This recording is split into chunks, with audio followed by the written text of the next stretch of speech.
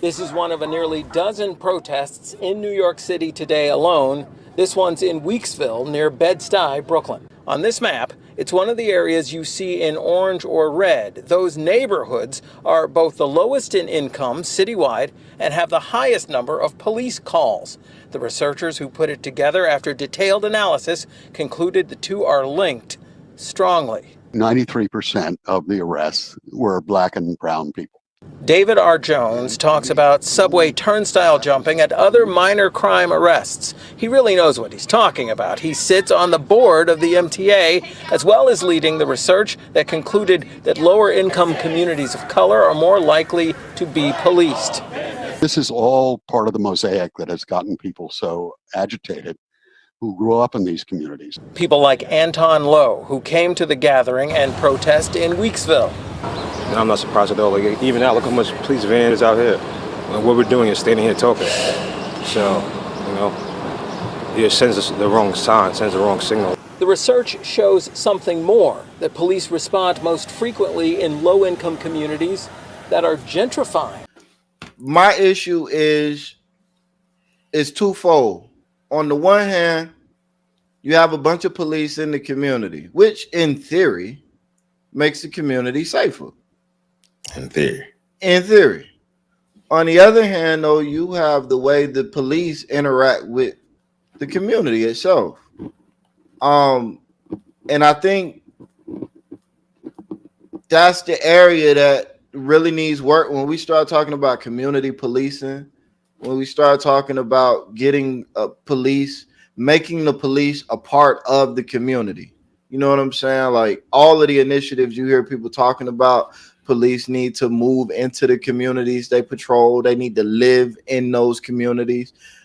People from those communities need to, be able to become involved in police in those communities, either through Neighborhood Watch or through citizen review boards that actually have teeth that can punish police officers or, fire them or whatever the case might be. Real ones.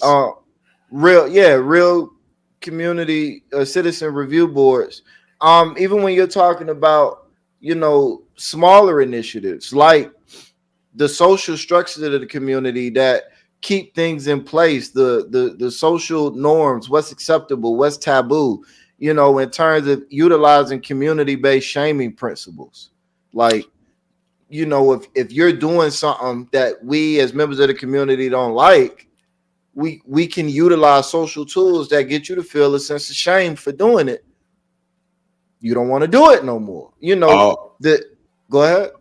Just real quick, all black communities aren't looked at the same. They aren't kept the same. They aren't policed the same. There are varying degrees of how black communities are looked at, are thought about, are lived in, and are policed. Right.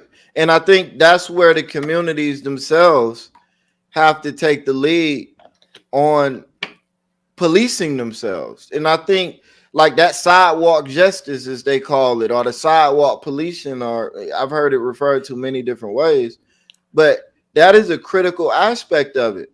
If people feel socially ostracized by doing a certain behavior in a certain location, they stop doing that behavior. Like, we're social creatures, and we as black people need to take advantage of the fact that we are especially social creatures. We use it in all the wrong ways. If somebody's throwing a party, we turned up. If it's a dance craze or something we find fun or whatever the case might be, we all about the group, all about the group, all about the group. We all, that FOMO hits black people hard. Yeah. But then when it comes to the other aspects of it, like the rugged individualism, even that is something that as a community, like nowadays, we get mad at neighbors and elders and stuff for jumping in our business. That's a part of it.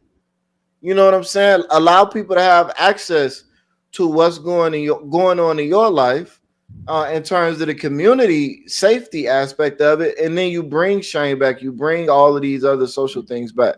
But I don't like anybody that says the communities aren't over policed is not somebody that's having a genuine conversation. Like, that's not somebody that's even trying to figure anything out. That's somebody that just want to have fun talking, Gotcha. in my opinion. Gotcha. Well, yeah, I mean, I agree. I do agree that Black communities are over policed, but of course I'm posing the questions like I am so we can have a conversation. But I do agree that Black communities are over policed. But IPC, why are Black communities over policed in your opinion? Because they can be. Boom. I mean, if you want to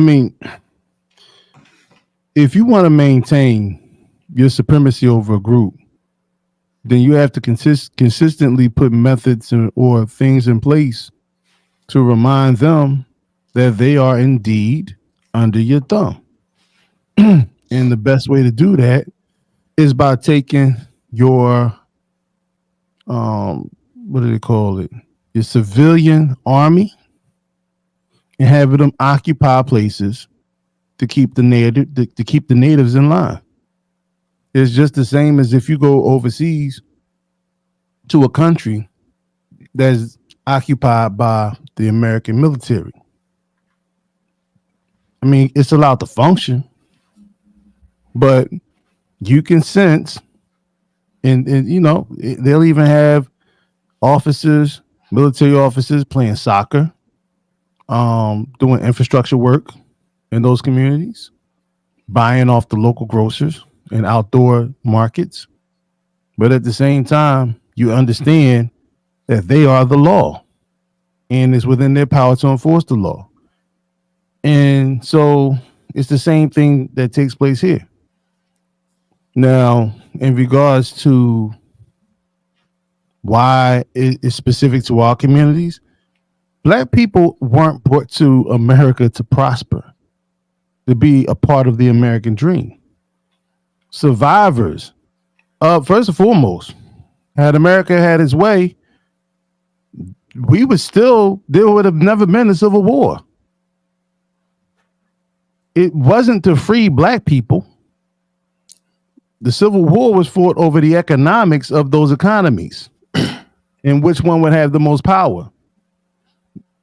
I mean, the institution of slavery was that indeed what it was. But that's not, you know, so even in the North,